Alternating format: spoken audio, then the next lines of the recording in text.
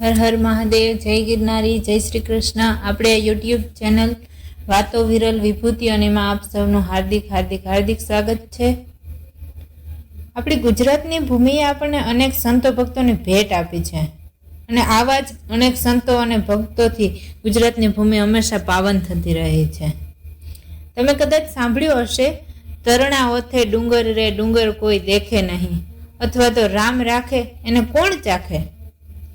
આવી જ પંક્તિઓની રચના કરનાર એવા જ એક સંત એટલે ધીરા ભગત।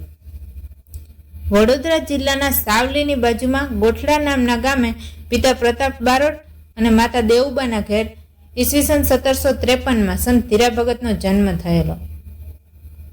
માતા પિતા બંને સદાચારી અને સેવાભાવી, સાધુ સંતો પ્રત્યે વિશેષ લગાવ, તેથી ધીરા ભગતમાં પણ ભક્તિના બીજ રોપાયા।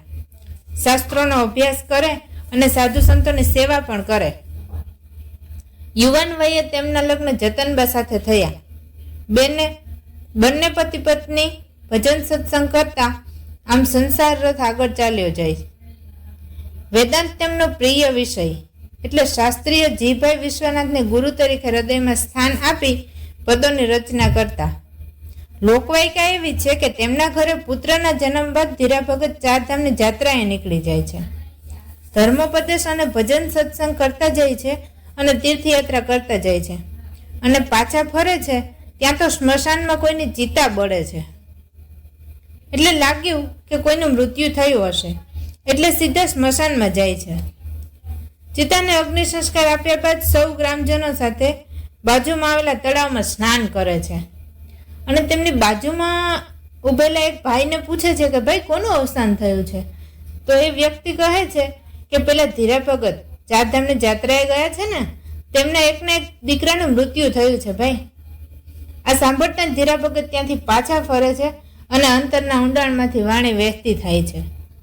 કઠણ ચોટ છે કાળની રે મરણ મોટેરો માર, કંઈક રાણા ને કંઈક રાજીયા, છોડીને હાલ્યા સંસાર, હે તે હરિનો રસ પીજીએ।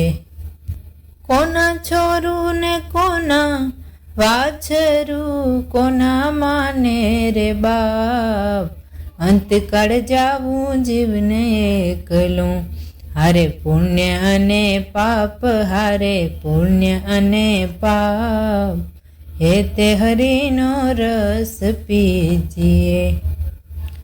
માડી વીણે છે રૂડા ફૂલડા રે, કળિયું કરે છે વિચાર, આજનો દિવસ રળિયામણો, કાલે આપણા શિરે ઘાત, કાલ આપણા શિરે ઘાત, હે તે હરિનો રસ પીજીએ। દાસ ધીરો રમે રંગમાં, રમે પ્રભુજીની સાથ, હે તે હરિનો રસ પીજીએ।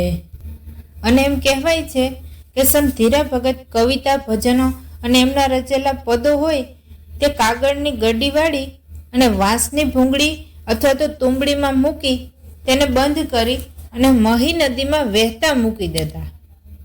હે માં, આ તારું છે અને તને અર્પણ કરું છું। આ નદીમાં વહેતી તુંબડી નદી કાંઠાના ગામના લોકો ઉપાડી લેતા અને આ રીતે તેમના પદો જાણીતા બન્યા। તેમનું શિષ્ય મંડળ પણ વિશાળ હતું, તેમાં બાપુ સાહેબ ગાયકવાડ પણ તેમના શિષ્ય હતા। 5 કડી અથવા તો 10 પંક્તિના પદ હોય તેને કાફી કહેવામાં આવે। તેમની કાફીઓ ખૂબ જ પ્રસિદ્ધ છે। ધીરા ભગતે કાફીની રચના કરેલી અને તેમના માટે તે પ્રસિદ્ધ છે। શાસ્ત્રોના જ્ઞાનના કારણે ધીરા ભગત અખા અને પ્રીતમની જેમ તે જ્ઞાનમાર્ગી કવિ બન્યા અને કવિ નર્મદે અખા ભગતની કાફીઓ વાંચી અને પછી એમાંથી તેમને સાહિત્ય રચવાની પ્રેરણા લીધી હતી।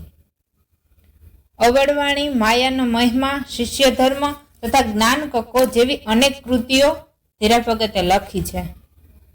આવા જ અનેક સાધુ સંતોના જીવન ચરિત્ર વિશે આપણે વાતો કરીશું અને એમના જીવનમાંથી કંઈક પણ આપણને જાણવા મળશે અને આપણે તેને જીવનમાં રહેલા સત્યનિષ્ઠા અને આત્મનિષ્ઠા જેવા ગુણોને આપણા જીવનમાં જરૂર ઉતારીએ.